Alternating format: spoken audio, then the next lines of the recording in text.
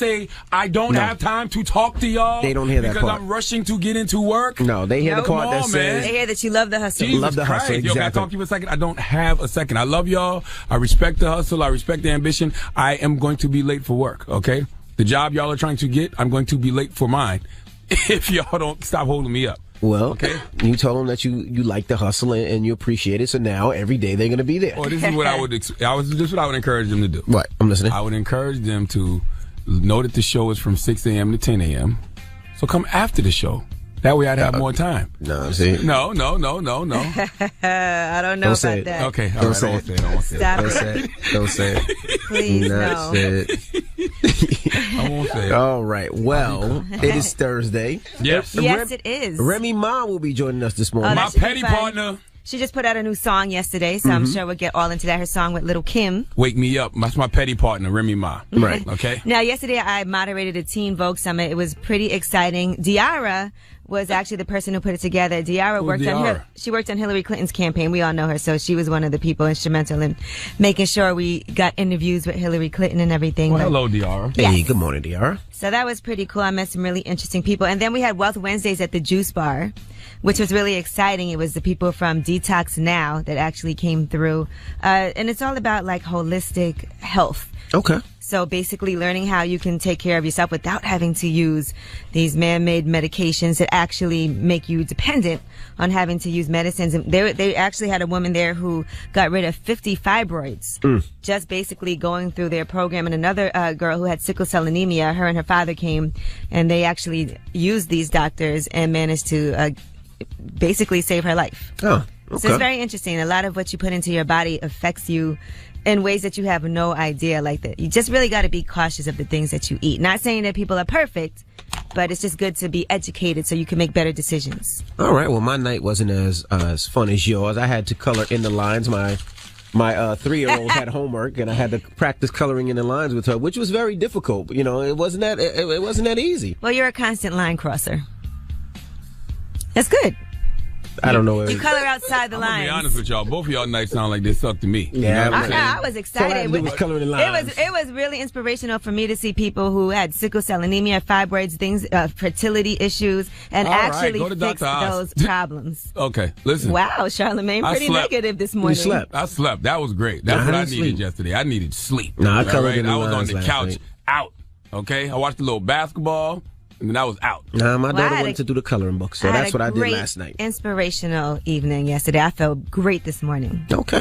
All right. Well, let's get the show cracking. Front page news. What we talking about? Let's talk about Tinder. Now that's exciting. What's going on Tinder? Who got STD from Tinder? Oh boy. It's good news. Okay, we'll get That's into it? all that when we come back. That's the tease. It's Tinder, and it's good news. It's the Breakfast Club. Good morning. This audio was uploaded by Mr. G.A. Willie. Search for my channel on YouTube, MRGAWILLIE. Them AMG 63, make it up.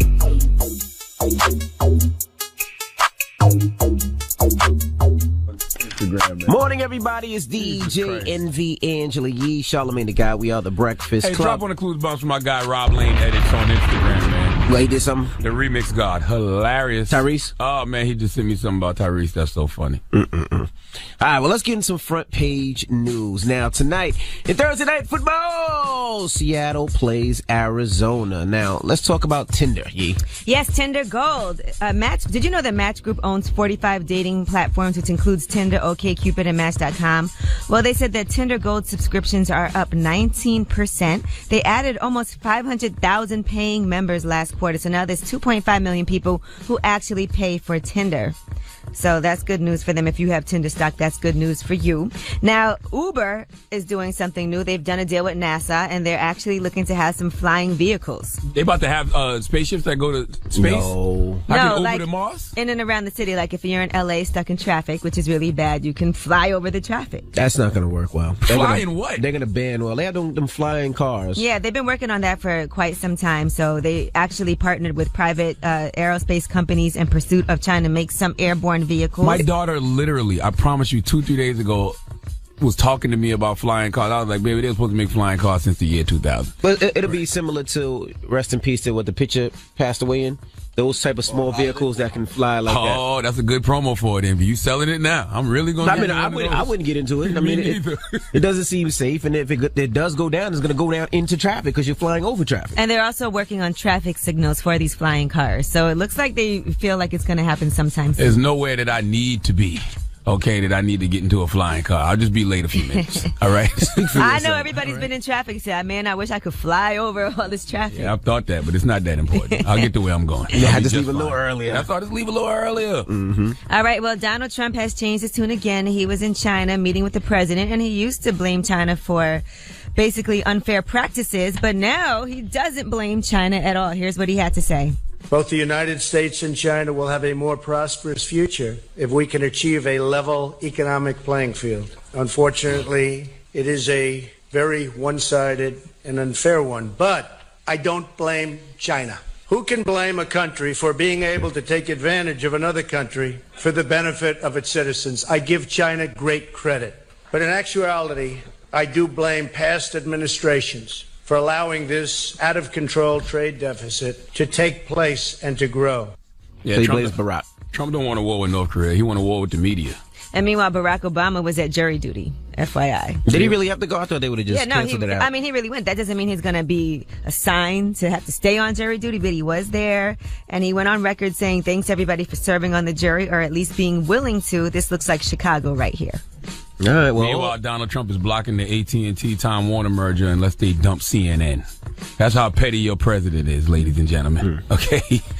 My goodness. All right. Well, that's front page news. Get it off your chest. 800-585-1051. If you're upset, you need to vent, hit us up right now. Maybe you had a bad night, a bad morning, or maybe you want to spread some positivity. 800-585-1051. Hit us up right now. Get it off your chest. It's The Breakfast Club. Good morning.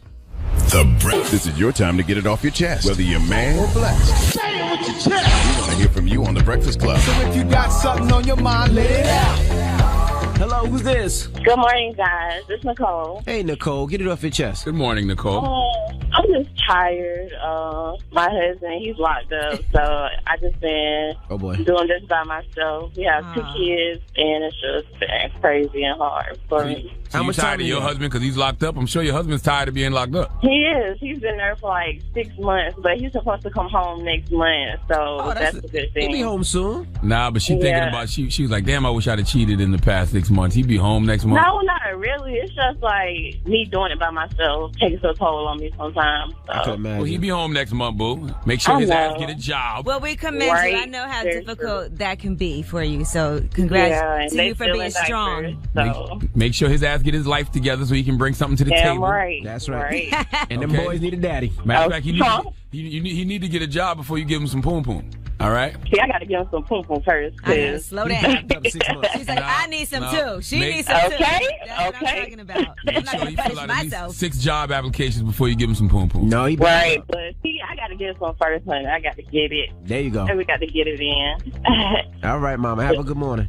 All right, y'all too. Hello, who's this? Hey, this is Matt from Berkeley, Massachusetts. What's up, bro? Get it off your chest. I just want to wish everyone a positive day. I work at the hospital as a pharmacist, and I see way too much negativity. I just want to wish everyone all positives, and I'm blessed to wake up each day. So I want everyone to have a great day. I feel extremely positive today. I love that energy. What negativity did you see at the pharmacy? People sick. People stressed out. People annoyed at having to wait a long time to get their medication. But look at it on the bright side. You're the person that's providing them the things that's going to make them better. Well, I'm not going to tell him how to feel. People do. Sometimes people do have a real negative energy. Why wouldn't you encourage somebody to feel more positive if they're being negative? Like, tell them how they can look at the bright side of life. He wants them to. That's what he just said. He wants people to be more positive. He said he sees a lot of negativity. Yeah, and that's why I'm telling him he should look at the bright side. As a pharmacist, you're the guy that can provide the medicine that's making people feel better. All right, get it off your chest. 800-585-1051. If you're upset, you need to vent, hit us up. It's The Breakfast Club. Good morning.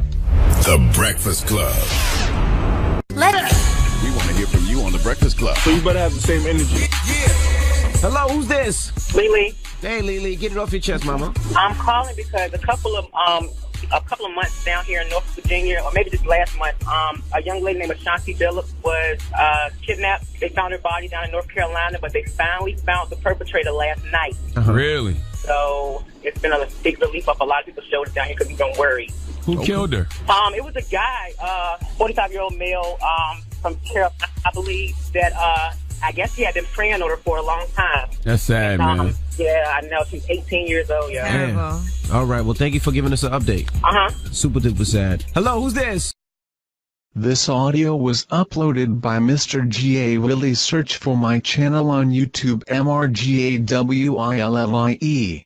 Yo, this is Big Tim, calling out Atlanta. Get it off your chest, bro. Yo, I want to tell them why I'm mad, yo. I got a promotion, yo. One of my drivers came in smelling like a straight bottle this morning, yo. And I'm going to have to write him up. And he's probably going to get fired because it's going to be his third time getting rated up. And he's already been sent home before for smelling like liquor. That ain't your fault. Yeah, You doing your job. fault. That man, he need to have personal accountability and not come to work drunk. Hey, Charlamagne, I love you, bro. Hey, all my family from the Low Country, Walterboro, Beautiful, all that, yo. Hey, 843 all day. We out here. Hello, who's this? It's Jacob from Columbus, Ohio. Jacob, get it off your chest. I moved into this apartment complex, and they told me I had 1 month free. And then 2 months later, they was like, you owe us for electric and gas for that September month. I'm like, I thought it was free. They're like, we added the late fee of $150 to that as well, so you owe us $300 plus your rent this month.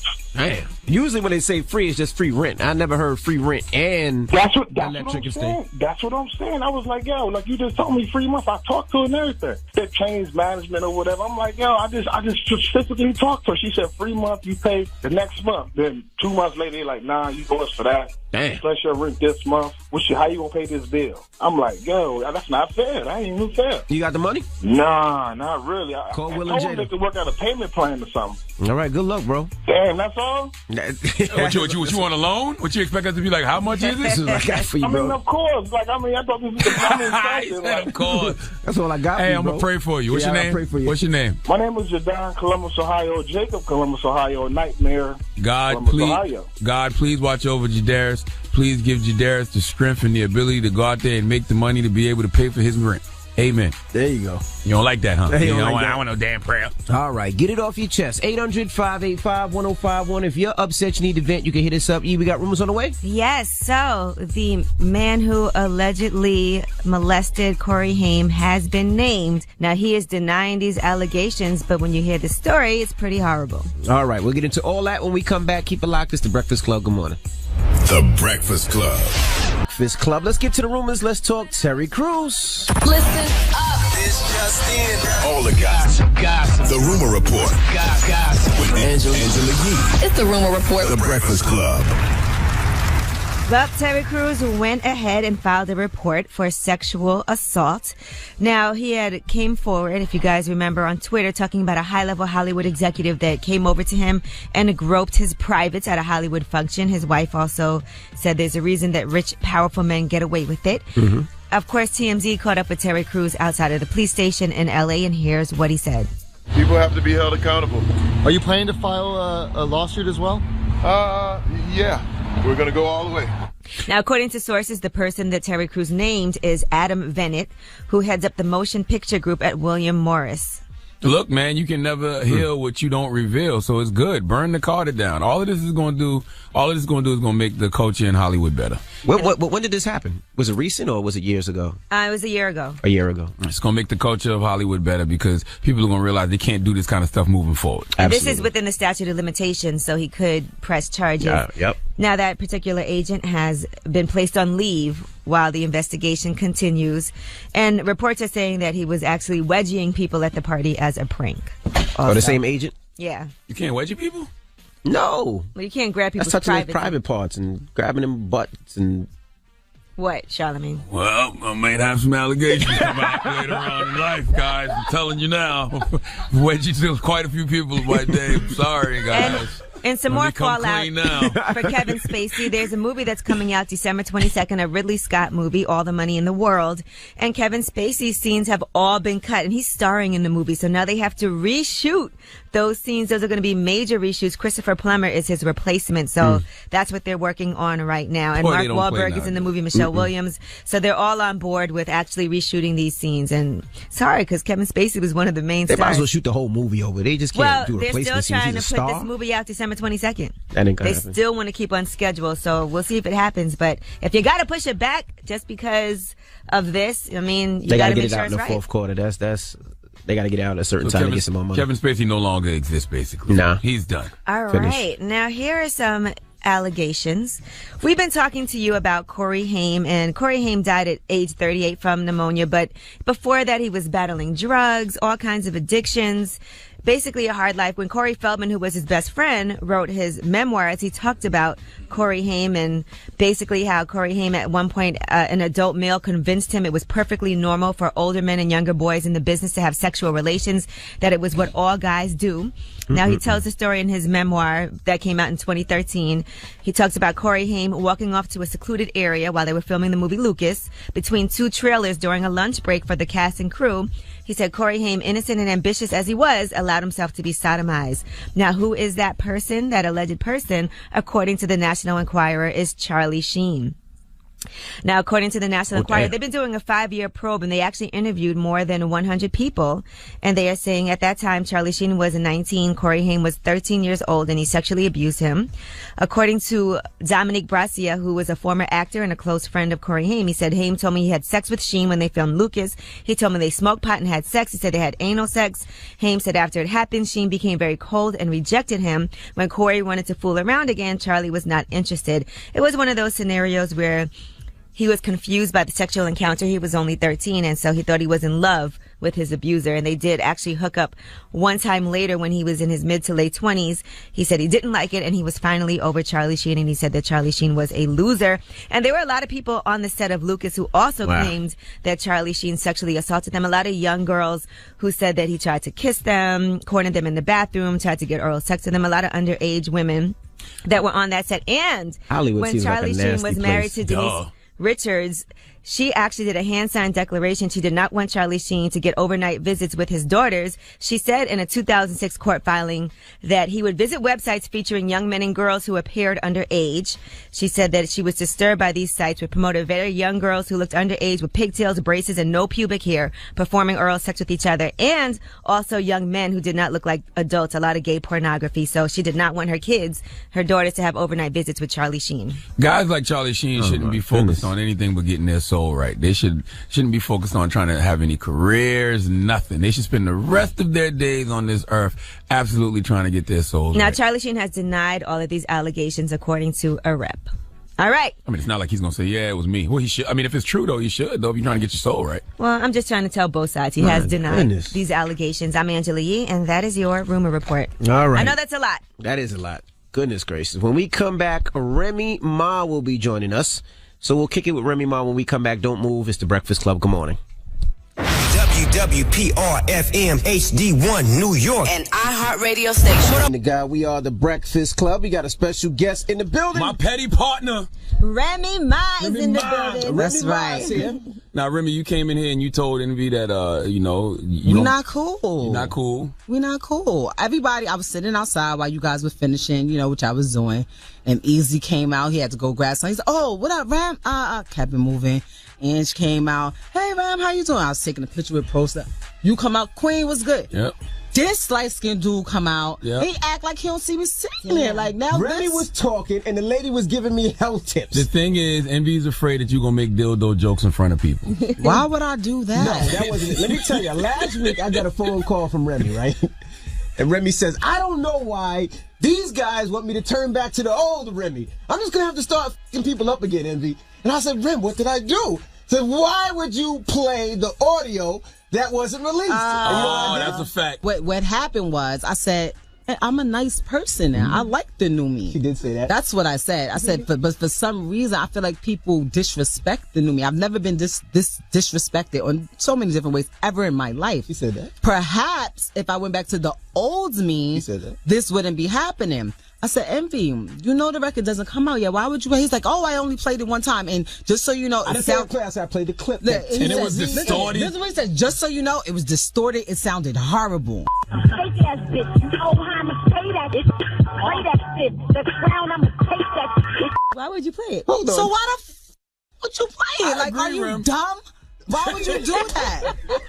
Why would you do that, Envy? Let's answer that question. So then he started blaming it on. He was like, well, actually, I didn't get it. Like, when I was like, well, who gave it to you? I mean, I can't reveal my sources. Oh, really? Like, just the 90s. But after that, after I asked him, why would you play it? And it was just, so he was like, well, actually, I didn't initially have it. It came from XY. I was like, you know what? Buy and he was copping, please. Just buy. Oh, so Envy told you. You finally didn't tell who? No, He's not blaming it gonna on tell. the outlets. TMZ had it first, and we played the snippet TMZ didn't that play TMZ it. Exactly. They had quoted some of the lyrics. You guys are not helping. But they didn't play it because it was so distorted. Because I was like, oh, we got to report this. And we said, I actually had the audio. Oh, they're going to just throw me under the bus. So basically, it ruined your rollout a little bit. No, not really, because like the people that was reporting it, they were reporting it with false information. Like there was no grand alliance of me and Kim trying to get together. It was just two dope rap chicks getting together, making a dope rap record, and that's just what it is. Well, this is going to be my only question about Nicki. Please clear up the rumors that this is a Nicki Minaj diss record that you and Kim have done.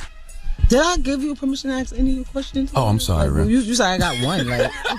Like you'll hear the record. Like I don't understand how many times I have to tell people. Like Envy, you know, Charlotte, you've known me for all of you in here have known me for years. I have no problem writing my like I don't like this. I'm so over that. I'm past that. I'm like in a good space. Like I feel like everything happens for a reason. Right now, what I'm doing right now is what the record is. It's just a dope record. I think Kim is an icon. I think she should definitely be paid way more respect than she is. To me, she's like, you know, the Madonna of the whole, you know, female rap. I can't think of no chick in rap that can't say at some point they weren't influenced by Kim. And I just thought it was dope to have her on the record. Like, she sounds amazing on the record. When I heard the record, I was like, I gotta get Kim on this. Like, that's just what it was. Do you think there's any benefits to being the old Remy? Yes, I do. What are the benefits? People like India stop playing with me. I ain't playing with you. That's wine. That's wine. I said, Rem, I know.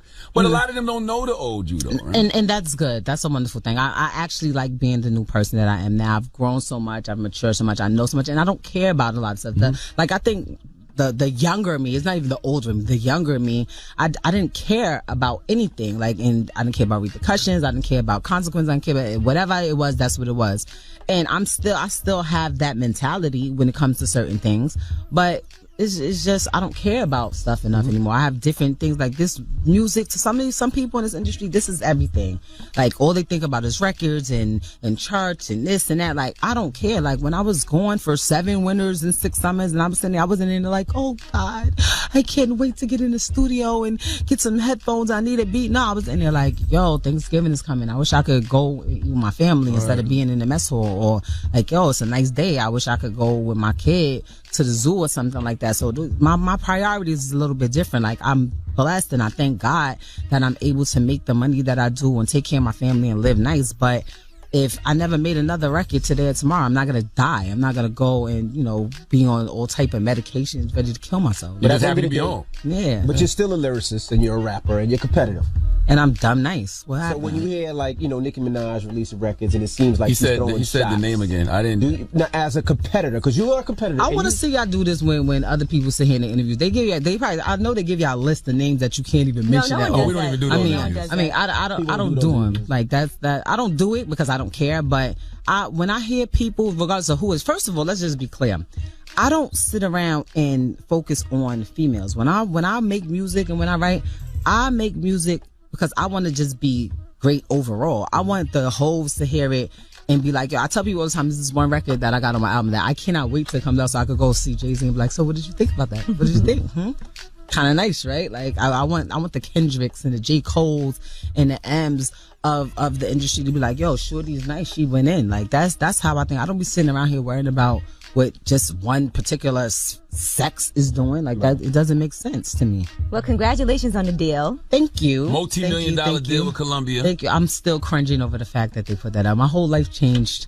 I begged them. I'm like, please. And around the holiday season too. Please don't do it. Remember everybody. Oh. And you have a new manager, right? Vince is your manager now. Yes, I have a new manager. How did that happen?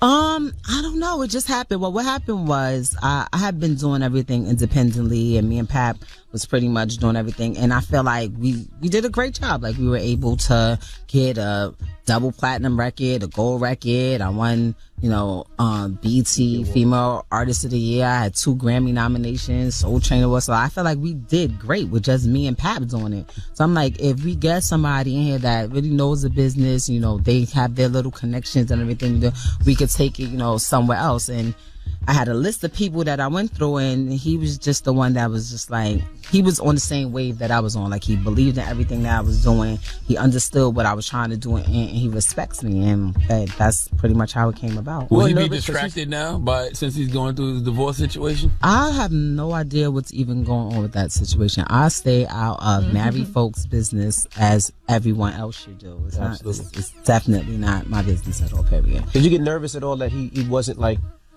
as much into rap as he into R&B and pop and some of the other stuff?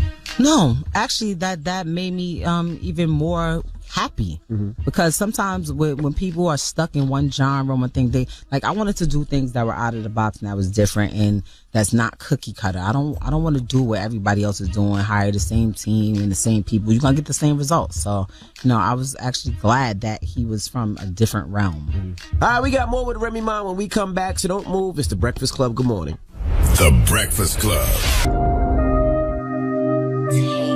Ma's in the building. Charlamagne? Let's go back to this Lil' Kim record. A young woman named Kaya. You might have heard of her. She commented that we don't need no super friends, no girlfriends, no mega weave hoes latching hair together like the Doublemint twins, trying to get extra power to be trying to roast and toast anybody. Who is that? I don't know. So why are we even talking about it? Like, why did you feel like...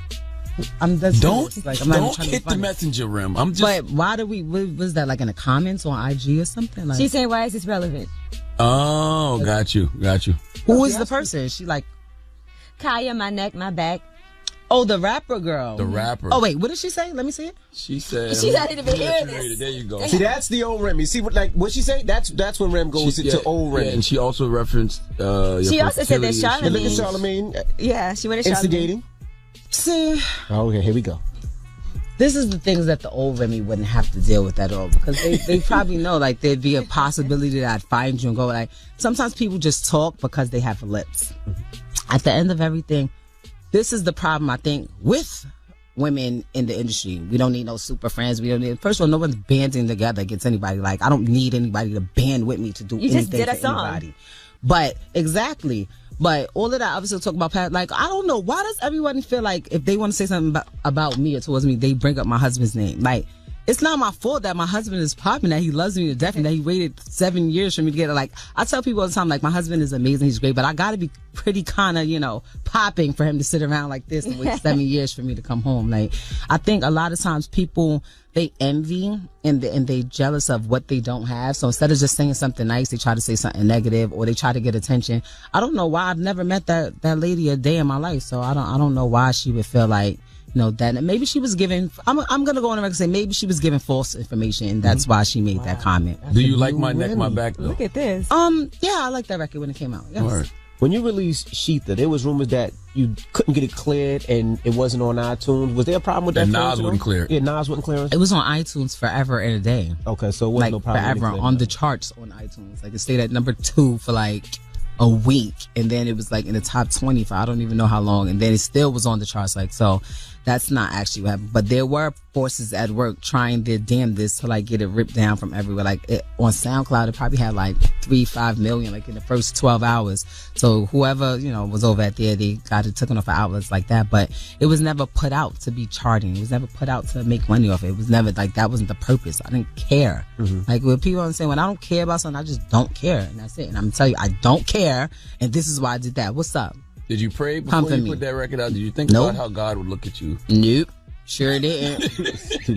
I just remember when the song came out and everybody was going crazy, and I was I was out of town, and I was getting my makeup done, and we had to like sign up for some service or something like that, or we had to like do all. But we went through all of that while we were sitting there, like, we got to hear the song because everybody's going crazy on it, and I had to like go on and sign up and do all this extra stuff, but I always remember we sat there and played it. Like, everybody, whenever I run into anybody, they always tell me exactly what they was doing when this record came out. Like, everyone remembers for some reason exactly what they were. Well, I was in the tub smoking a blunt. And I was on the highway and I pulled over. It was a great moment for hip hop, regardless of what people may think. People have their biased opinions. I feel like they feel like just leave me alone. You made us look stupid that day too, by the way. Really? Yeah, because I was actually texting back and forth with Nikki that morning, and she was asking me, she was saying that we were gassing up a problem between y'all two. And I was like, no, I said, I don't even think Rem got an issue with you. I promise you, I said that day. He hit me. It was like, yeah, I told him. And then an hour later, and I hit him back like, my bad, I didn't know. We're just gonna ignore the week before that when I came up here and I distinctively told y'all and everybody else, like, nah, bro, like, everything's cool. Like, That's why I was telling her. Yeah, but then I don't give a. Can we talk about something else? Yes, we can. How therapeutic was 7 winters and 6 summers? Like, do you think that, because that was such a big part of your life, do you think that this finally, like, you know what, I can put jail behind me, so to speak, after this album? I mean, absolutely. Like, a lot of people, they don't understand how when you go through something like that, it's traumatizing. Mm-hmm. I spent most of my adult life in prison, and I became the person that I am now because of what I went through. And when I speak about it, it's not because I'm proud of it or because I'm bragging about it. It's like, I want to help you not go through this. Or if you are going through this, this is what you can do afterwards. Because it's a lot of people that it may not be directly them. I don't know nobody on this planet Earth who never had somebody that they love or that's in their family that's never been arrested, never been in jail, never ever, like nobody that they know. So, it's things that happen to me that I share it so that maybe I could prevent other people. And there's times people come to me, they're like, yo, I just got out about a year ago. I couldn't get a job. I couldn't do this. I couldn't do that. Like, it's hard for me, but seeing you do X, Y, and Z, it gives me the strength to get up every morning and still try to find a job, or still try to, so I don't do something else to go back. Because the way they got it set up is definitely set up so that they keep increasing their recidivism rate. Like, they want you to go back. Like Meek Mill just ended up having to go. We had a whole debate about that up here where, obviously, like, the assistant district attorney didn't feel like he should have had to go back to jail. They recommended no jail time, but for some reason the judge had some type of vendetta against him, is what it seems. The problem with that is, all right, take me for instance. I did all the years that I did, but after you get out, I still have 5 years parole. Not parole. No, parole is when, if I was on parole, I'd have been off like a year and 2 years ago, because it only goes as long as your sentence. What they doing now, they put this thing post-release supervision on top of it, where for 3 years or 5 years or however many other years afterwards, you can't do nothing. Like, I literally have a curfew still. I have a curfew of 12:30, like, every day. Until when? Until 2019. Sheesh. And I got out of prison in 2014. So they're banking on, in 5 years, you gonna do something. Mess up one time. You gonna come in late. You're going to have a drink. You're going to smoke. You're going to do something. You're going to go out of town without having permission. You're going to do something. That's a long time. It's hard sometimes when you're trying to be good and you're trying to do the right thing. It's like, no matter what you do, you never finish paying your debt to society. And even if it's not your fault and something happens. Even if it's not your fault, like, it's your even fault. with Meek in the airport, they said they asked for a picture. He didn't want to give them a picture. And then they started some type of, like, altercation and the cops were called. Even if it's not your fault, it's your fault. Right. Well, Meek was failing drug tests and stuff too, though. You've been walking really Oh, no, fine I'm not. Listen, I did a lot more time than Meek did. Yeah. I'm not trying to even put myself in a situation at all, period. Anybody that knows me that knows that prior to me going to prison, I was the female Snoop Dogg. Like, I do not touch anybody's marijuana at all. I don't even want it around me, accidentally get in my system. I don't know, because that's just not something that I want. I don't play with these people. And I try to tell people, when I see some of these young kids, they be like, well, what's your advice? Like, don't even give them a reason to be around you. Don't get locked up for nothing. Once you give them that power to be in your life, like girls be in relationships and they call the cops on their man, like, you just open up a whole door of craziness and then wonder why you got to keep going to court. But it's over. We're back together now. Well, you shouldn't have called the cops on them, stupid. Like, what are you doing? Like, stop playing these cop games. But it's bad. It's bad. I feel bad that he has to, do all that time, but he probably should have been, more nicer to me when he was up here talking about what he told me and what he didn't tell me. Oh, damn, Rem. Jesus Christ, Rem. Why you had to throw the purple on this now? Ain't no good gonna come to you. Nah, I'm kidding. I would never wish jail on anybody. It was a joke. I was supposed to laugh and then keep it moving. All right, we got more with Remy Ma when we come back. Let's get into Remy's new joint. It's featuring Little Kim. It's called Wake Me Up. It's the Breakfast Club. Good morning. NV, Angela Yee, Charlamagne the God. We are the Breakfast Club. Remy Ma's in the building. Charlamagne? You and 2 Chainz cool yet? I never had a problem with 2 Chainz. He said y'all did. Yeah, no. When he was up here. Well, let's hear what 2 Chainz had to say when he was here. I listened to it maybe 4 or 5 times, and then, I caught the things that she was saying at the end, you know what I mean? If I was doing an album, right, let's say an artist took a shot at you, and the song was fire, I would call you first. That's because we have a rapport and you have my phone number. True. I am super cool and I super respect Pop Bulls and Remy, but I don't have a way to get in touch with them. He was lying. I was looking at him when he said it like I should call him right now. But like, why are you lying? I asked him a question, which is a very valid question. I rock with you, right? Mm-hmm. I talked to you outside of this. We've had instances where we was, you dragged me down to the sticks in the woods in South Carolina, risked my life. South Carolina. So I feel like we're cool. So if me and somebody else has a problem, and you allow them to come on, you say this is just your show. I'm keep Angie and Envy. Envy would definitely do it because he's the ops. But somebody come on your show, you're not gonna let them. I don't think you just let them go stupid, dumb, crazy on me. Without be like, well, I know Remy, she's cool, or whatever the case may be, because that's what you're supposed to do. So my thing with him was like, yo, bro, you was promoting this record going mad hard, and this shot is being thrown at me on your record. Why would you do it? That's like if somebody came to me and I'm cool with him. I knew him since he was Titty Boy, and I told him that. Like, I know you when you was Titty Boy. I came home and you was 2 Chainz. Prior to that, I know you from that. We was on tour at one time. Why would you have somebody shooting at me out of your vehicle? If me and you was cool and somebody do a drive-by on me out of your car, we got beef now. Yeah. We don't have, I'm just letting you know how it is. We don't have beef right now, but it just wasn't. He's like, nah, we gonna talk, hit me up, call me. We never got to speak, but me being me, it would be corny me to see him and not say nothing. I had to say something like that. That wasn't cool. Like, and I'm pretty sure there was other opportunities where people had that chance. And I know for a fact they was like, nah, not over here. I've seen it happen. When I did the Annie Up remix years ago when I was a kid, God rest the dead, Prodigy had his beef with Jay-Z at the time. I watched Dan's and Fame of MOP like, not on this record, you're not doing that. And that was before they was signed to Rockefeller, anything like that. It's just like, yo, we cool with him. We're not gonna let you come on our record and shoot those shots at this man on our record. Like, we just not doing it. Roddy was on Annie Up? You never heard it, did you? Yeah, they took him off. Yeah, that's the whole point of the story. Right. And it's not like, not saying, he's like, but what was I supposed to do? Like, take it off? Yeah!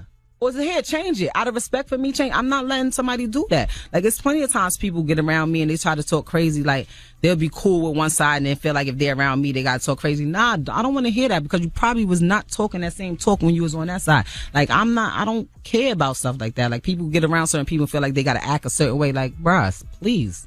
You don't got to do that. You just don't. So when he was doing interviews saying, oh, Ram, this, and I'm like, yo, that was a whole private conversation. Why did you, what type of guys do we got out here nowadays? Like, I would never do that. Like, I've never told anybody about that conversation that we had at all, period. And we was at Summer Jam. We was at, a big concert and Trey Songz was there and Meek had just walked by. So people seemed like, standing there talking, but I didn't leave there like, yeah, and then I said this and this and that. And he was like, I was just confused as to why he even felt the need to talk about that. Because she took a shot on the record. We was like, well, was that awkward or uncomfortable? Did you know about it? Did you know about right. it? I mean, no, I didn't ask him. I watched it. He brought it up. I don't remember what happened. You elaborated. It was elaborated on after, but me as a female, I get it when females do certain things, but I hang around a lot of guys. So when I see guys doing certain things that the guys that I grew up around and that I hang around don't do, I just be so confused. Like, why? But you grew up around a lot of murderers and killers and shooters. You're right. You're right. Absolutely. I did. I'm not going to lie to you. I didn't have any nice guys around me. They was real cool. But I tell you one thing, they was 100. They wasn't acting like girls. They wasn't doing anything that was not manly, wasn't stand up, and that you couldn't, hold your nuts on. That's just the people that I grew up around. So when I move around today and I see a lot of the ways these guys be moving, is very female-ish, very woman-like. We heard the record with Kim you released yesterday. Yeah, and we played it for us. We heard about the Chris Brown record. I know the distorted version. Thanks, G. We heard about this Chris Brown record. Mm-hmm. So when are we getting an album? What's the date? I don't really know what's the date. The album is ready whenever it's ready, but I is feel it ready? like... Is it done? Listen. What I just said! What's wrong? Are you dumb? Right! Jesus. When are we going to get this album? I mean, the album's ready, man. I'm not sure when it's going to come out, but the album's ready. Is it done? Do you know what "it's ready" means? Do you know it? No, he doesn't. That's why he plays the story. Yeah, I know your wife be just smacking you in the back of the head all day, like what's wrong with you? You see why you got to take a dildo to a nigga like that? Yo, nah, listen. That's funny. Listen, it's hilarious. That's funny. So anyway, all right, Remy, thank you for joining us, man. All dildos aside, seriously. The album is actually, but I always go, when I hear stuff, I be like, all right, we're going to take this out, we're going to put this in. Or, you could always, until it's actually out, you could always alter it and change things up. But I feel like a lot of times with artists, we just focus on the album. Like, no one really cares about the album. They care about each particular record. Right. And, I told you, I'm getting on my business savvy thing. It's about these streams and how many, so when you look at somebody like Chris Brown, who's on my album, and I love him to death, who puts out 45 records, it's because he wants those streams. He wants to be gold in 2 days. Yeah. 150 streams, what's that? Like, yeah. So, I mean, it's you got to think a little bit smarter now. Like, sometimes we get caught in how we were thought of, like, waiting for the big album or waiting for a Pac album or waiting for, like, those. It's not like that no more. Those days are over. So you wouldn't know that. You don't really be in the clubs and stuff like that moving around. You be here. You're a different type of DJ. I like you though. You're cool. I'm not gonna stop with you. You shouldn't have played that distorted clip. That's it. I planned. I club every week. So does that mean you're gonna charge Envy double for a verse for his album? No, he didn't call me for that. Envy don't rock with me no more. Like, I'm gonna tell you, there was a time when me and Envy, we'd be in the same clubs. People would be picking on him because he was the light-skinned guy in the club. He's a cute guy. I give him that. He's kind of cute guy or whatever. And they'd be picking on him. And I'd be like, chill, that's my man. Like, leave him alone. I'd help sneak him out the back door. Be like, here, here's your money. You saved his life? Like, here's your money. Make sure promoters paid him? Here's this. Like, get out of here. Like, you know what I'm saying? Like, but I just don't understand why Envy don't be going mad hard. Why is that, Envy? When did we fall out? What happened? You want to answer this question or you want to just apologize? Since now you have the correct version of it, you can just play it for the whole entire People's Choice mix. Boom. Remy Ma mix this morning. How about that? Thank you. Pay some homage to Queen Remy Ma, damn it. Thank you. Am I hearing a Remy Ma mix? You can play Papoose. We're one. We're one person. Is he on the album? We're one. Pap is not on the album. Please don't bring... I'm here for you. Remy Ma. It's the Breakfast Club. Good morning. The Breakfast Club. Charlamagne the God. Good morning. We are the Breakfast Club. What's Good happening? morning. What's happening? How are you? Salute to everybody out there with herpes, man. We thank you for riding with us this morning. All right. Well, that was awkward. Now let's get to the rumors. Let's talk Sean Kingston. This is the Rumor Report with Angela Yee on the Breakfast Club. This audio was uploaded by Mr. G.A. Willie. Search for my channel on YouTube, MRGAWILLIE. Listen up. Sean Kingston recently did an interview with BBC Radio 1's Smashed with Sloth, and he talked about different things. They asked him about who he actually wrestled with. And when I say wrestled with, we mean like I guess in a sexual manner. Adult wrestling is what Charlie Sloth said. Adult wrestling. Adult wrestling. Here is his response. Serena Williams. That was my dog. 300 million. All she wears is a Nike tracksuit. And guess what? When I go everywhere and I take out my card, she's slapping my hand like, "Put your card back here." I'm just say no more, Mr. Williams. Go ahead. I'm gonna run it up. I would like another bottle of champagne and give me some. Boy, I was loving it. You know what I'm saying? But it was a time and place. It was kind of like, I wouldn't say I was just young. I just didn't really follow up on, you know what I'm saying, on some stuff that I was supposed to follow. He should have married her. Well, Sean Kingston will never get that level of poom poom again because of his big rot mouth. Okay? And Serena's happily blabbing everything. She's married now, right? Yeah, and has a baby and everything. Yeah. So First of all, if you congratulations to her. are ever blessed enough, privileged enough to get some poom poom like Serena Williams, you take that one to the grave, okay? He messed that all the way up. Yeah, why are you telling everybody about that, Sean Kingston? You'll never get that level of poom poom ever again in your life. Big mouth. Ugh. Jeez. Fatty. All right. Why you say, What? Fatty. I thought you said something else. Y'all want me to say that. Y'all would love for me to say that, wouldn't y'all? It just shocked me. All right, Jay-Z, while he was performing at his 444 tour in Dallas, he had this to say on stage about Meek Mill. He told the charge he was like 19. He's 30 now. He's been on probation 11 years. The judge just violated. He got to do 2 to 4 years because he got arrested for being on the bike, popping the f***ing wheelie. Still, in order for us to move past all the shit that we going through, we got to address it. You can't look at it as a black and white issue. You have to look at it as a human issue. Black people in particular, we got to get our together. We're not second class to anybody. I'm so confused about this situation because Jay-Z said that he violated probation because of popping wheelies, but then when you read the report to say that he was violated because he was traveling without permission, and he was those failing are drug old tests. cases. Those are all, he got in trouble for those. He got, I think he had more probation for that. He got house arrest for that. Yeah. This thing was supposed to be two things. That was the St. Louis arrest and the Papa Willie arrest. But they got reports saying that the judge cited him failing drug tests and him not getting permission to travel as the reason she violated him. I don't know why he got violated, to be honest with you. Well, I guess it was his interaction with the police, but I understand what he's saying. And, Remy Ma touched on it in her interview, too, that the way the system is set up, they put you on probation for so long that they want you to mess up. They want you to mess up. Now, they have started a petition because people are very unhappy about Meek Mill's 2 to 4 year prison sentence, and they want the governor of Pennsylvania, Tom Wolf, to reevaluate Meek's prison sentence. And that is, he violated probation for a charge that had gotten dropped. Yeah, and he was only supposed to be on probation for 5 years, but he got more years put on his probation because he failed drug tests. Right. So he shouldn't have been doing drugs. I mean... So it's a combination of a lot of different things. It's a combination of a crooked justice system, but also some personal accountability involved. But this last one was because of Papa and Willie and the St. Louis arrest, which both cases were dropped. Right, okay.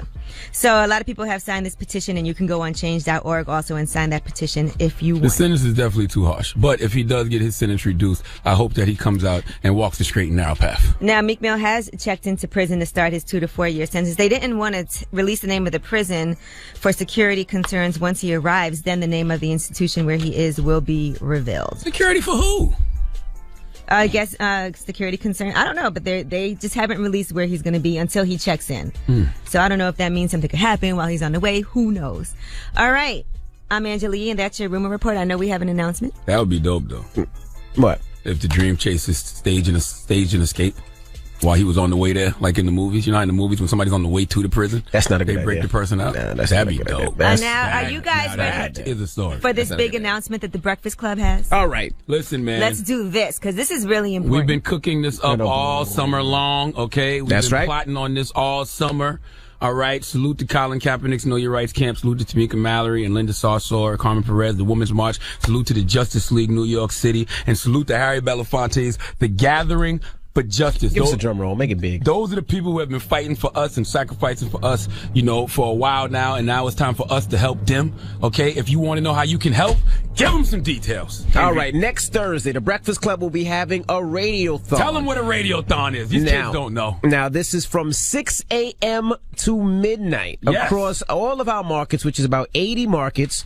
And it's for Change to benefit the Gathering for Justice. Now, this is how this works. From 6 a.m. to midnight, we're going to be asking for money, no matter what you can spend, whether it's $1, whether it's $20, whether it's $100. And we're going to put all this money together and help. Yes, and we're going to make it really easy for you to be able to donate. I know a lot of times you ask, what is it that I can do to help? Right? So you can actually just text change to 52182, and that's how you can give whatever it is that you can. It doesn't matter what the amount is. You can text change to 52182. Yes, you can go to the website. We have a website as well. You know what? Keep talking. Let me make sure the website works. BCChangeforChange.com. Let's make sure it works. It better work. If it don't work, it works. BCChangeforChange.com. It does work. BC Change, and it's a number 4. It does work. It does work. It's the number 4, so it's BCChangeforChange.com. Now, right? The radiothon is next Thursday. We're going to be on the air for 24 hours straight. The Breakfast Club is. So every shift we're doing, mornings, middays, afternoons, nights. Are we doing overnight? No, I'm not doing overnight. No, but we're doing 6 a.m. It's not really 24 hours. 6 a.m. to midnight, okay? And we're raising money for the Gathering for Justice movement. The Gathering for Justice movement is the Women's March.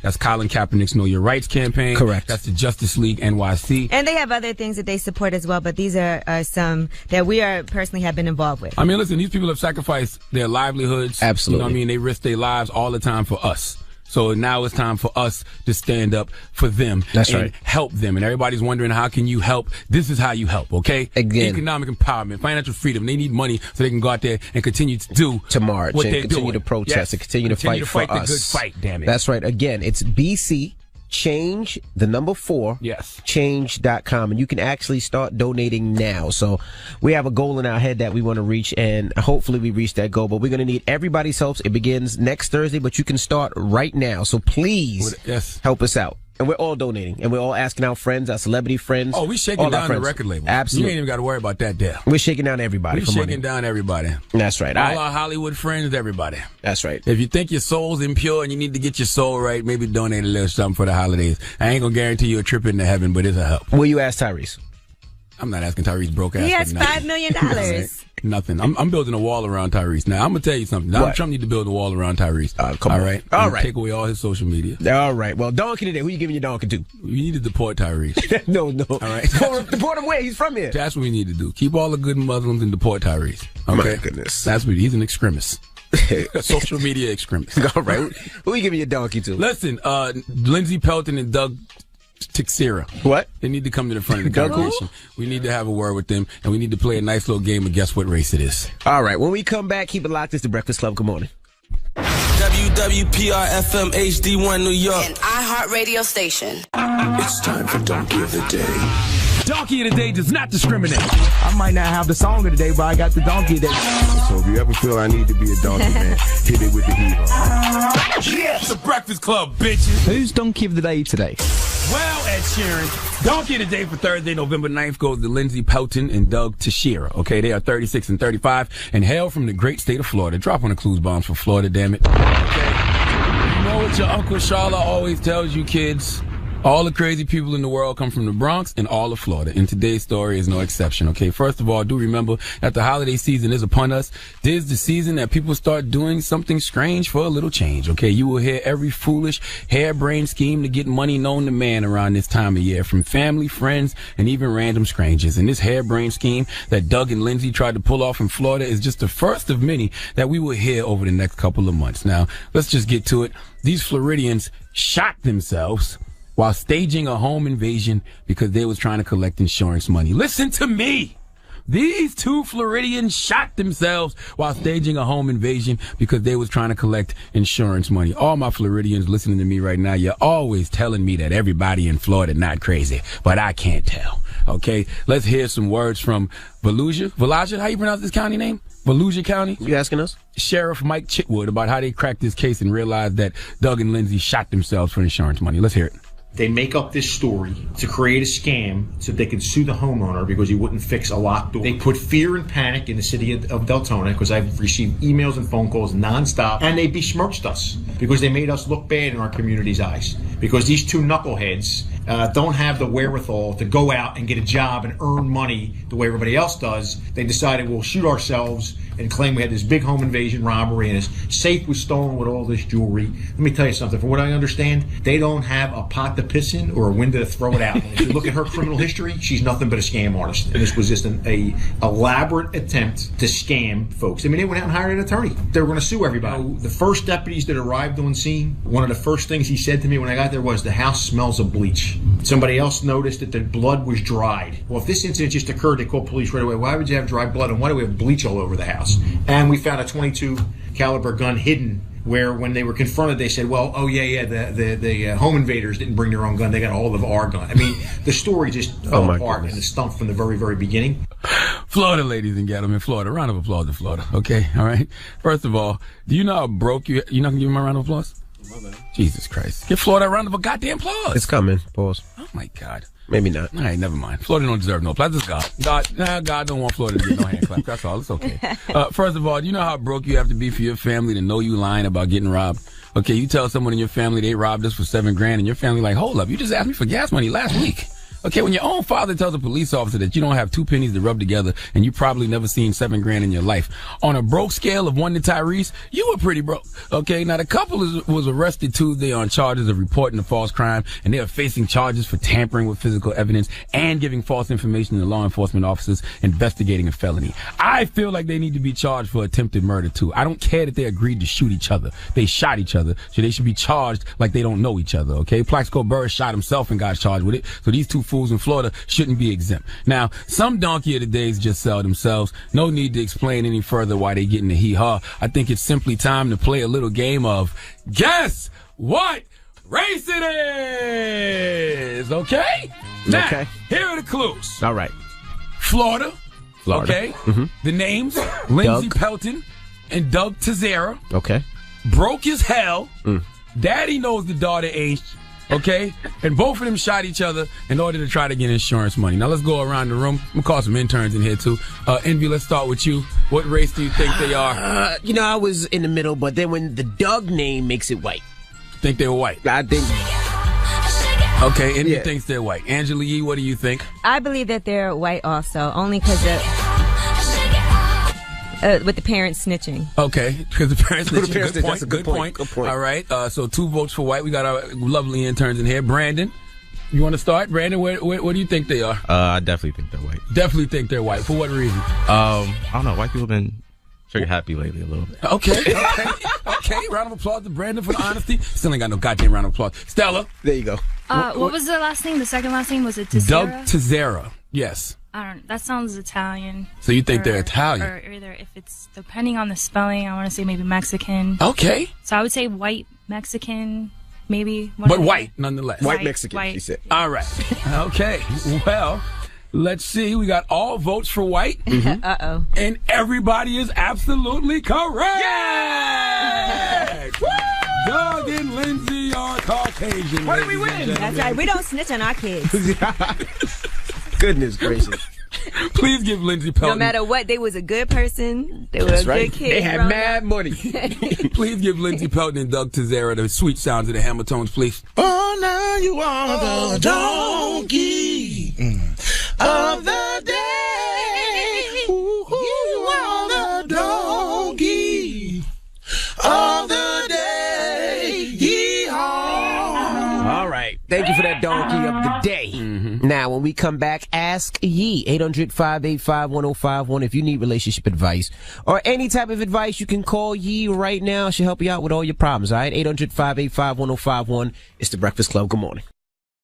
This audio was uploaded by Mr. G.A. Willie. Search for my channel on YouTube, MRGAWILLIE. The Breakfast Club.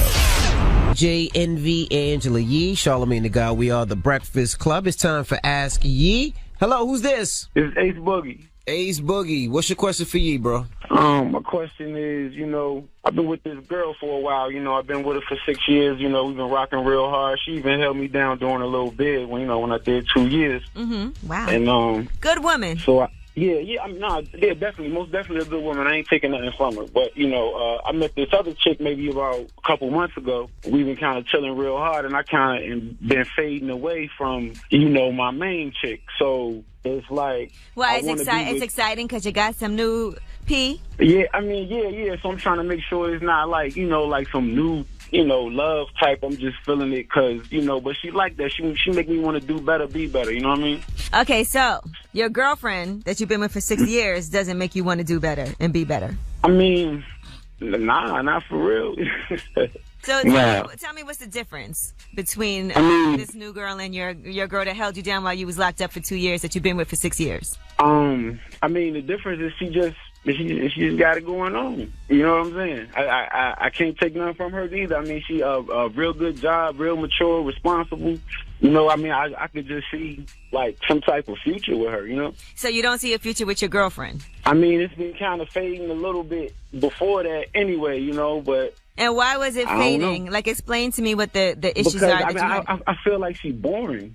Oh my God, somebody just hit me about this yesterday. I feel like a guy said that his girlfriend told him he was boring. Well, maybe, you know what? It takes 2 people in a relationship to be boring. Are you boring too? Hell no, I'm not boring. Nothing like boring. You know what I'm saying? Like, I'll be trying to get her to go out. I'll be like, hey, babe, let's go here. Let's do this. And she'd be like, nah, I'd rather sit in the house, and then get mad when I go out, and be out at night. So you think even if you didn't have this new girl that you met that you like so much from 2 months ago, you think that your relationship with your girlfriend would be over anyway?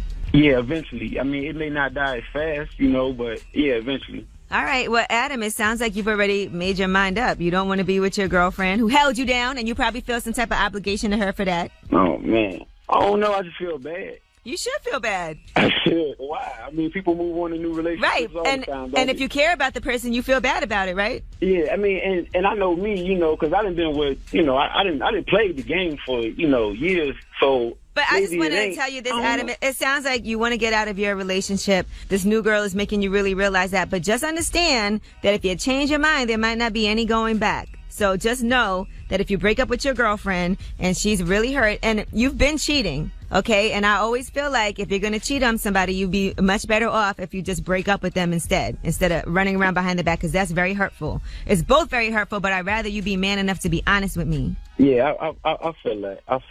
Yeah, you're right. So what I would do is deal with my relationship and respect the woman that held me down for 2 years, that I was with for 6 years, and at least end that relationship before I go full on into something else. But see, that's the thing too, though. That like what she did for me, that count, that matter. You know what I'm saying? Like I respect that. You know. Of course, it counts and it matters, and you could still care about her, but you're not doing her any favors by cheating on her. What if she finds out? I don't know. I'll fix it. Okay. Well, Adam, I'm just telling you right now, be honest. All right. I might do that today. All right. I might do that. I might. All right, Adam. All right. You guys. All right, well, ask ye. 800-585-1051. We'll take your calls when we come back. It's The Breakfast Club. Good morning. DJ Khaled. Morning, everybody. It's DJ Envy, Angela Yee, Charlamagne the Guy. We are The Breakfast Club. Michael Jordan, you there? This is Jordan. I'm Michael Jordan. Oh, all right. I was going to ask for some sneakers. All right. What's your question for Yee, bro? Okay, so I was in a relationship with a beautiful woman who I still love. Yeah, I got some history, I'll be honest. I've been a dog. I've been a stupid idiot, making my mistakes, making poor decisions. But that was in the past. I'm talking about a year ago, 2 years ago. Okay. I've is made it a year up to ago her. or is it 2 years ago? Let's call it a year and a half. Okay. So I've made my mistakes. You know, I've corrected them, and I've stepped up to the plate of showing her that I've changed and I can change, and I've made that a fact, you know. So I now feel like I deserve, she needs to give me back as a woman, because as me representing her as a man, she shouldn't be living in the past, because we're not going to grow from that. We're not going to be something else in the future. Okay, so Jordan, in all fairness, how long did you cheat? I only cheated on her once or twice, and I was honest about it. Is it once or is it twice, Jordan? Because you have all different kinds of stories. Is it 1 year, 2 years, once or twice? Only once or twice that she found out about?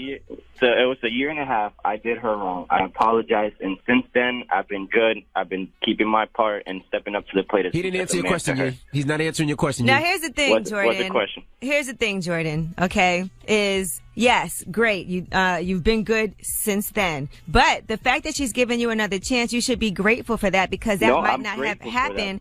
And you cannot dictate how long it's going to take for her to get over that.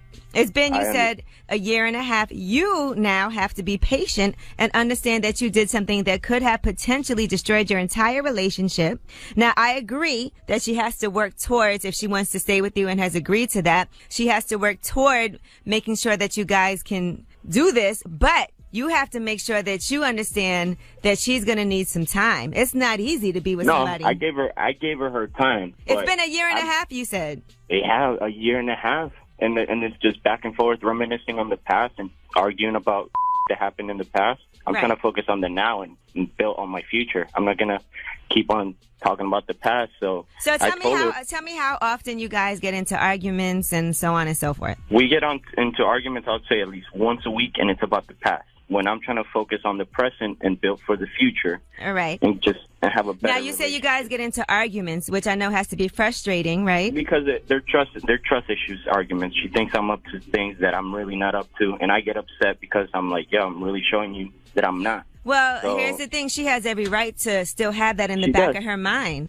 So when you say you guys are getting into arguments, it more has to be she's saying how she feels, you reassuring her that that's not true, and showing her and asking her, just ask her, what is it that you need me to do so that we can really continue to heal and move past this? Do we need to go to counseling? What are the things, what are the steps that you need me to take? And once I start taking those steps, then I need you to agree to stop bringing things up from the past. All right. I appreciate that. All right. So ask her, what do you need me to do that I'm not doing? And, I think you guys should try to make it a deal. And have you tried counseling at all? No, like we've tried talking. I've tried being the one who gives her everything that she needs to forget about the past. Mm-hmm. But it gets to a point that it's not fair to me anymore, because, I understand I up and I have to be understanding for so long. But right. It comes to a point that I'm the one that deserves something in return back now. So if she's not putting up a fight to forget about the past and to make it better for now. Jordan, and I'm sure, Envy's been through this. As a woman, I've been through having to deal with somebody that cheated and seeing, can I forgive this? Because it is hurtful, and it is something that you need constant reassurance about until time heals all wounds. And it could take years for somebody to really get over that. But I do think that I would recommend that y'all get a third party involved, try some therapy, but also just ask her what she needs. And instead of arguing when she brings these things up, just try to be more understanding and reassuring than anything. And I understand it's frustrating for you, but you made the bed, now you have to lie in it. That's true. All right, Jordan. Well, good luck, and I'm glad that you cleaned yourself up. Yeah, sure did. It's not, you got to go Hey, through man, that storm sometimes to get to the sun. Yeah, you effed up. You can't she just can't get over it in a day, man. You gotta go through the storm, and then there'll be sunny days later. But just know it's just the price you have to pay. All right. Good luck. Appreciate that, guys. All right. Ask Yee, 800-585-1051. If you got a question for Yee, you could call at any time. Yee, we got rumors on the way? Yes, let's talk about Tamar Braxton. Now, she's not too happy with her mom. We'll tell you why she's refusing to shoot scenes with her own mother. All right. We'll get into all that when we come back. Keep it locked. It's The Breakfast Club. Good morning. Angela Yee, Charlamagne the God. We are The Breakfast Club. Now, don't forget, next hour, the Cromarties will be joining us. Antonio and Terricka Cromartie, that's right. Right, their show debuts tonight, right? Yes. Antonio tonight. bringing all the kids? No, they're in school. He has 14 kids. So Drop one of Clues bombs for his sperm, goddamn. Right. Get that man his props, okay? When a man has super fertile sperm like that, he should be saluted. Absolutely. So we'll kick him with them next hour. And also, don't forget, we mentioned earlier that we're doing this thing next Thursday. It's the Breakfast Club Change for Change. All right, next Thursday, we're going to be having a radiothon. It's from 6 a.m. to midnight across all of the stations that we're on, and we're trying to get money to help. No. Ain't no try involved. We are going to raise money for the Gathering for Justice, which is a nonprofit organization founded by Ray Belafonte. Now, everybody is asking, who did this money go to? Well, under the umbrella of the Gathering for Justice is the Women's March. So salute to Tamika Mallory and Linda Sarsour and Carmen Perez. Also, Colin Kaepernick's Know Your Rights campaign and the Justice League NYC. These are the people who have been out here fighting for us. So now it's time for us to stand up for them. And all the donations go directly to them. We don't even see it, touch it, nothing. So it's 100%. Correct. And you can start actually donating right now. You don't have to wait till next Thursday.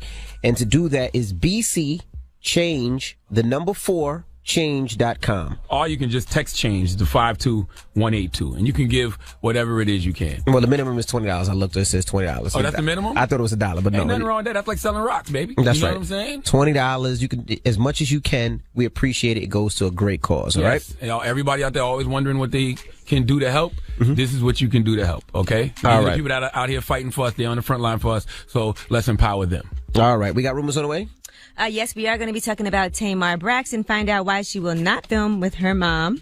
What's going on behind the scenes? All right, we'll get into all that when we come back. Keep it locked. It's The Breakfast Club. Good morning. This audio was uploaded by Mr. G.A. Willie. Search for my channel on YouTube, MRGAWILLIE. Angela Yee, Charlamagne the God. We are The Breakfast Club. Let's get to the rumors. Let's talk Drake. It's about time. What's going on? Rumor report. This is the Rumor Report. Talk to him. With Angela Yee on The Breakfast Club.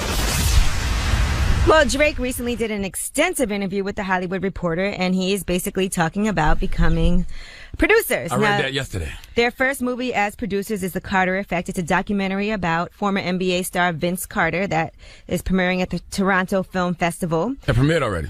Okay, so I guess when they did this interview, it hadn't premiered yet.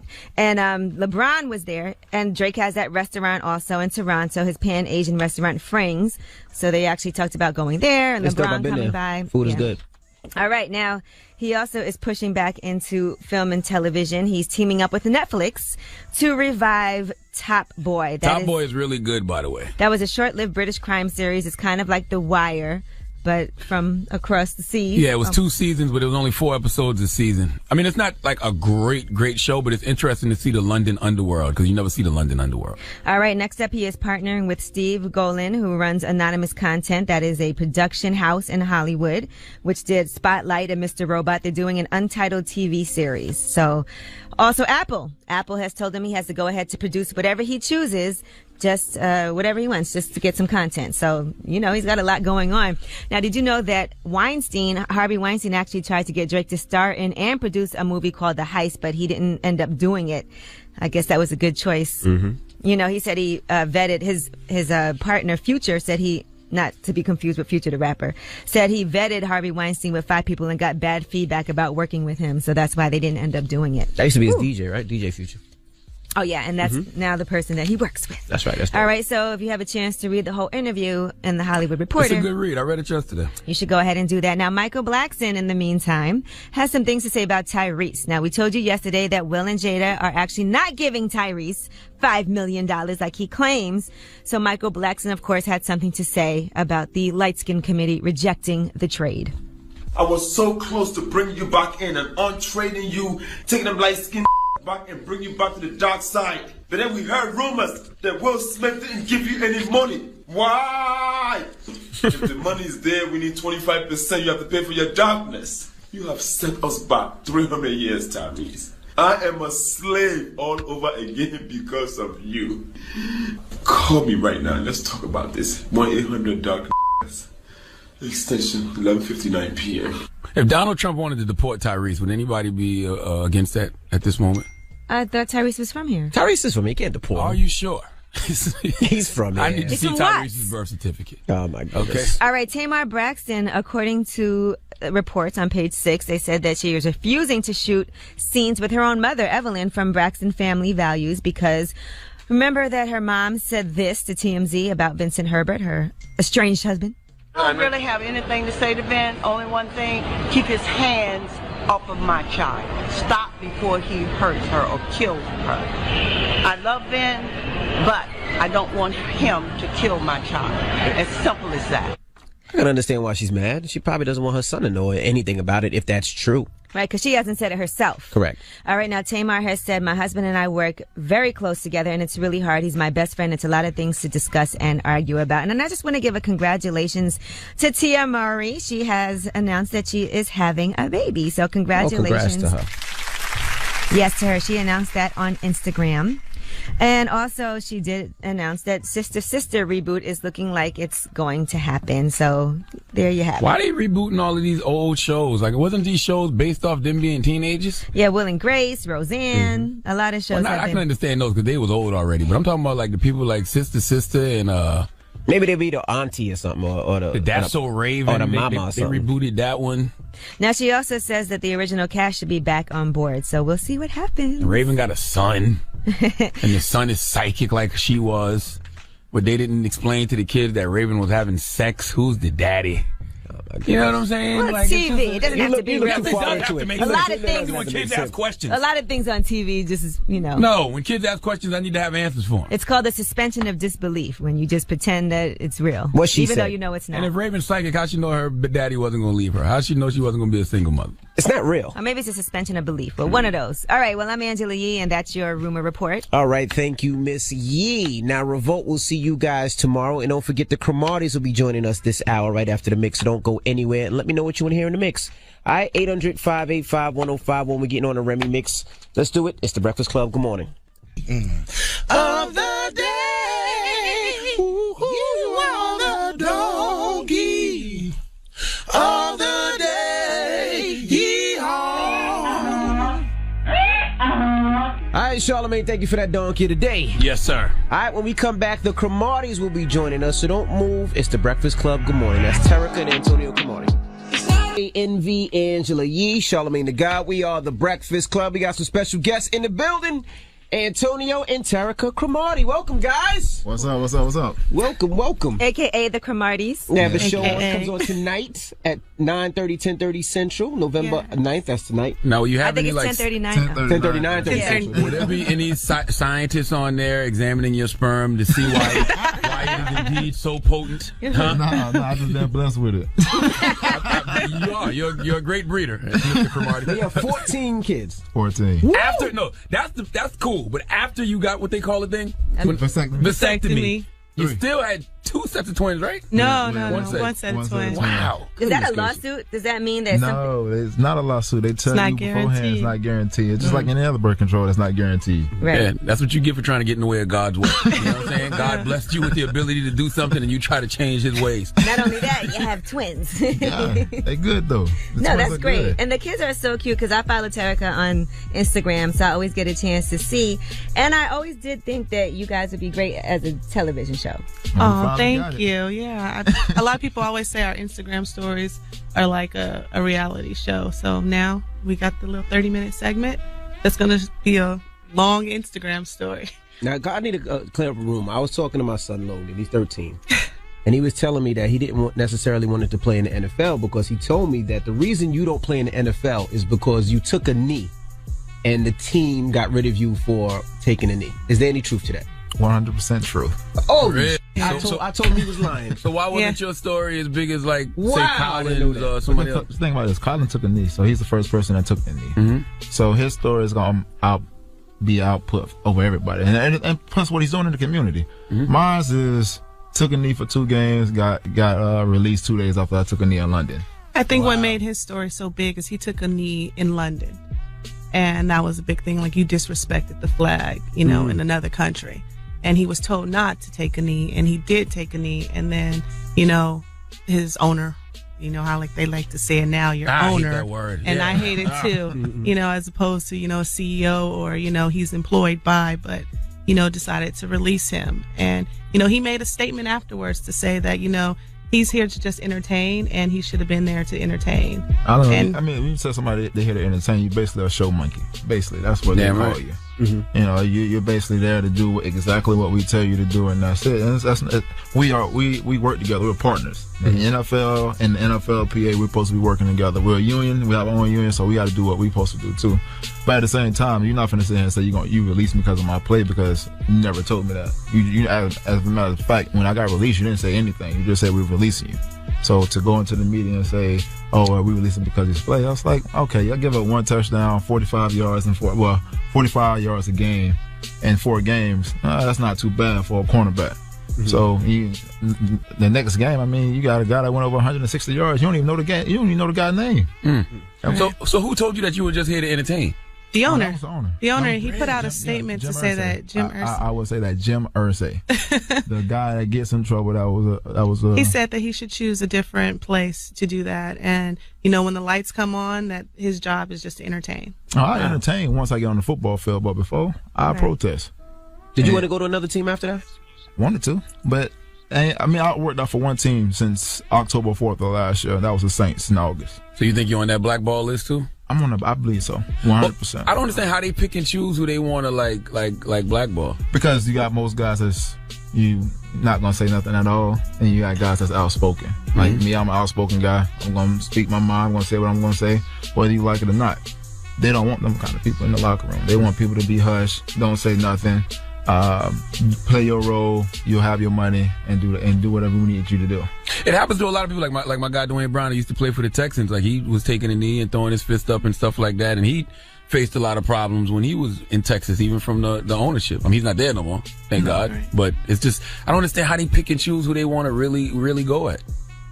I mean, it's just a point of who it is and what statue you put into the locker room. I mean, you gotta think. Your presence, you know, and how much of a bigger effect you'll have than on the football field. You know, you impress a lot of people. You talk to a lot of people. A lot of younger guys. The NFL's getting younger.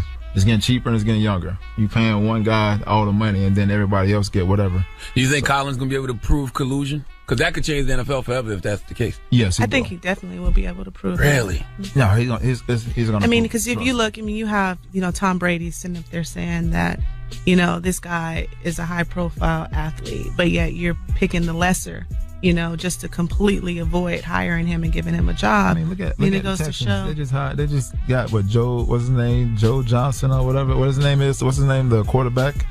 They just hired him to come in and come play rather than bringing in Colin Kaepernick. I mean, a guy that's never played in a football game ever, but he's coming in and getting ready to play for the Texans. Do you think there's a way that the players need to? Because it seems like even the players are divided within each other. Everybody's scared, you know.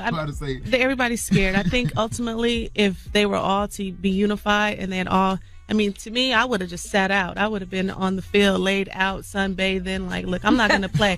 Because at the end of the day, that would have cost the NFL $1 billion that one Sunday. In that one game, if they just sat out one game, I mean, but ultimately, if the NFL doesn't want them to kneel, then what have they done? No owner has come out to say, you know what, I'm going to go out with you in the community. I'm about to see, let me see where you've come from and see why is this affecting you so much. You know, even with the abuse situation when, you know, they were dealing with a lot of players with beating their wives. Yeah, the NFL came out with campaigns. You were seeing that before games about, stop the abuse, stop this. You see nothing when it pertains to police brutality on blacks. I mean, the NFL has not done anything. They could have got shirts together that say, we stand with our players, or, anything to make it a unified thing where they had the players back, and, they don't want to do that. You guys have said there's no baby mama drama on the show at all. None. For one, I'm from the South. Not that we don't have baby mama drama, but from Tallahassee. Okay. But I'm just saying, like, for me, I'm laid back. I don't have time for drama. I just chill. Whatever drama come, I just chuck out the deuce and keep going. I don't worry about it. How have you avoided it though? How many baby mamas you got? 7. Okay, that's God's number. Okay. How have you avoided having baby mama drama? Don't deal with it. I think ultimately the child's needs are met. The kids absolutely love Antonio, so it's kind of hard, to have that divide. But how do you deal with it? Yeah, I know. Especially early on, I'm sure. I'm from East St. Louis. I set my standards pretty high from the beginning. Ultimately, my first child, is not Antonio's. Antonio raises my child, so I've been the baby mama. So I've just trying to be, that person they can come to. If he's not there, come to me. If there's something that you need. And I've set that bar, across the board with all the baby mamas. And, some want, me involved. Some just want to deal with him. But ultimately, I've just been like a tool for him, to be able to diffuse anything that may be going on, because ultimately he doesn't matter. The woman doesn't matter. It's the child that's going to, Was there any judgment on your part when you guys first got together? Like, this is... Oh, yeah. Man, I got it bad. I mean, how did you know she was the one you wanted to marry, though? Man, put like this. 3 months into our relationship, well, we was friends for a year. 3 months into our relationship, we got up and just went to the courthouse and got married. So that's how it went. You ever wear condoms? Man, you know what, man? So, man, you better leave me alone. Is it too hot in Florida for condoms? It's hot in South Carolina. Now, they gave you flack for not knowing all of your kids' names, right? Yeah, all right, so let's get to this, right? So you got to name them all 14. You got to name them right now. Let me kill that whole entire hard knock situation right now. First off, we did 4 or 5 takes. After practice, I was already done. I'm like ready to get the hell up out of there. So I was like, I'll just go through it. And it made me look bad. That's just something that, if it's going to make you look bad, don't do it. That's something you learn. And you just, I left it alone. I mean, I wasn't worried about it. Like, you did this, you made us look stupid. I'm like, man, you don't calm down somewhere, man. It'll off. So he thought. It'll blow up. Look at y'all, man. Yeah. Can you name them all now? I can name all my kids, man. But I'm not finna do it. I told you, it's a lesson learned, man. I'm not going to do that. We appreciate you guys for joining us tonight, 10:30, 9:30 Central on USA Network. Check out the Cromarties. And every Thursday, right? Every Thursday. Make sure you tune in, and thank you guys for joining us. Thank you. All right, Antonio, Terricka Cromartie, it's the Breakfast Club. Good morning. Charlamagne the Guy, we are the Breakfast Club. Now, don't forget, the Breakfast Club's Change for Change. Next Thursday, we're doing a radiothon event from 6 a.m. to midnight. Absolutely. It's for the Gathering for Justice, and if you want to donate money, you can start right now, actually. BC Change, the number 4, change.com, or you can text change to 52182. Yeah, and everybody keeps asking who the Gathering for Justice is. It's a nonprofit organization founded by Harry Belafonte, the great Harry Belafonte, and they share the same values and goals of all of us. They want to eliminate racial inequality, social injustice, and child incarceration, and under the Gathering for Justice umbrella. So when you donate this money, it will go to people like the Women's March, Tamika Mallory, Linda Sarsour, Carmen Perez, and it'll go to Colin Kaepernick's Know Your Rights campaign, and it'll go to the Justice League NYC. And man, these are the people who've been on the front lines fighting for us. They literally risked their lives. They've risked their livelihoods in some cases. You see what Colin Kaepernick has done, and Colin Kaepernick's already donated like $800,000 of his own money to various organizations. So I feel like it's time for us to empower the organizations that are always out here fighting for us. So that's what we're doing with this Breakfast Club Change for Change campaign. All of y'all out here always talking about y'all don't know what to do or who to do it with.